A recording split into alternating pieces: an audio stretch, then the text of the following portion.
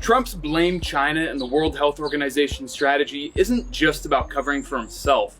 It's the perfect opportunity to heat up the new Cold War. We're going to put a hold on money spent to the WHO. We're going to put a very powerful hold on it, and we're going to see.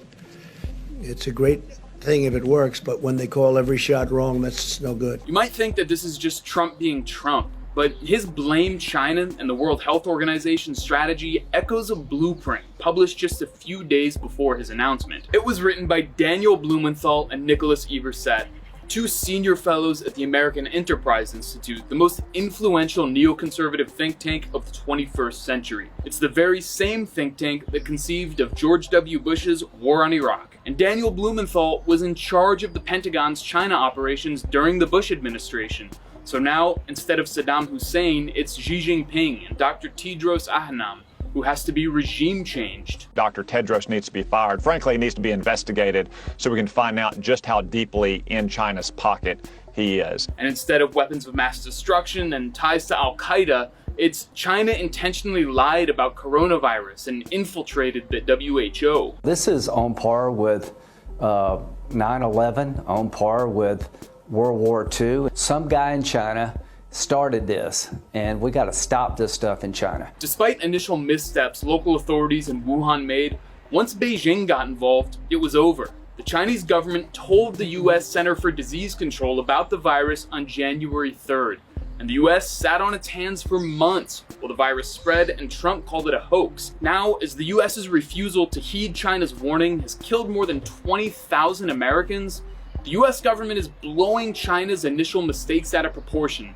omitting that it knew about the virus and portraying China as an aggressor to drive up tensions. A hot war between the US and China is overwhelmingly unlikely because of the doctrine of mutual assured destruction, or MAD. What's certain is ongoing government propaganda offensives like Daniel Blumenthal is calling for. We need to engage in political warfare in a much more robust fashion. I'd love to see us go back to some kind of organization that the GC could lead, like the USIA that we had in the Cold War, that actually creates a cadre of information warriors. We're already seeing the intelligence agencies and mainstream media ramping up disinformation campaigns and psychological operations targeting the American public, just like they did in the lead up to Iraq. Like this press release dressed up as a news article based on how two anonymous intelligence agents described a secret report claiming that China lied about its death toll, or the debunked claim that a drop in cell phone users means China covered up its death toll, or the viral story about how urns in Wuhan mean China concealed tens of thousands of deaths. It's sourced from Radio Free Asia, part of a propaganda network built by the CIA, and from the far-right Falun Gong cult that believes God sent Trump to destroy communism. Or this evidence-free story about coronavirus patients being burned alive in Wuhan. It's a never-ending barrage of deceptions designed to redirect popular discontent resulting from the US government's refusal to protect the public onto a foreign boogeyman. And according to Blumenthal, prominent human rights NGOs and the US regime change arms are all working hand in glove. We also have great NGOs who have been really very ahead of the curve. Human Rights Watch and Freedom House. The National Endowment for Democracy has a role. Freedom House has a role. The State Department has a role. Some of the intelligence agencies have a role. That might explain why Human Rights Watch permanent dictator Ken Roth put out tweets comparing China to Nazi Germany, or warns that special effects videos are actually Chinese killer robots.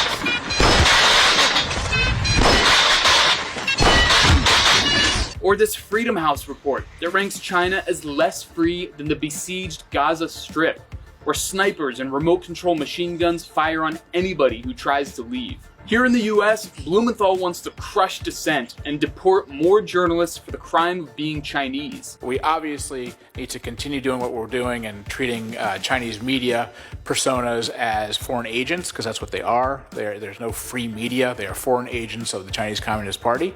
We need to keep kicking them out and putting caps on them and making them register as foreign agents. Meanwhile, Trump's blame game strategy has total support in his party, and the incitement not only against the Chinese government, but against Chinese people is off the charts. When you buy a product from China, you have to say, that's the group of people, all right, that completely lied to us and force us to shut down our economy. President Trump's 100% right to go after the World Health Organization. That's really been a front organization for the Chinese Communist Party. This is a murderous group of gangsters, and they've got to be held accountable by the world. They are behaving like a rogue nation when they are trying to pretend that they just want to be another peaceful member of the world community. They're far from it. We can bring them to their knees. They are not our friends. Folks, this should have every American angry.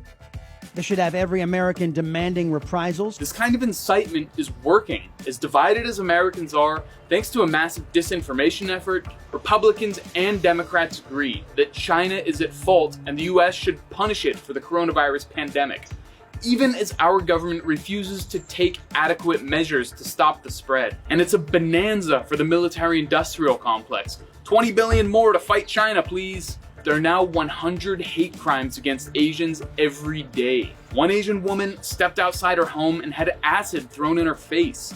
It's gotten so bad that the Congressional Asian Pacific American Caucus wrote a letter begging lawmakers to stop inciting hate crimes. This should sound familiar to anyone who was alive during 9/11 and the subsequent invasion of Iraq. A half-wit president surrounded by fanatical neocons and a toothless opposition is exploiting a major crisis to put the country on a war footing, while mainstream media, intelligence agencies, phony human rights groups, and the State Department target us with lie after lie and incite hate crimes against minorities. It doesn't have to be this way.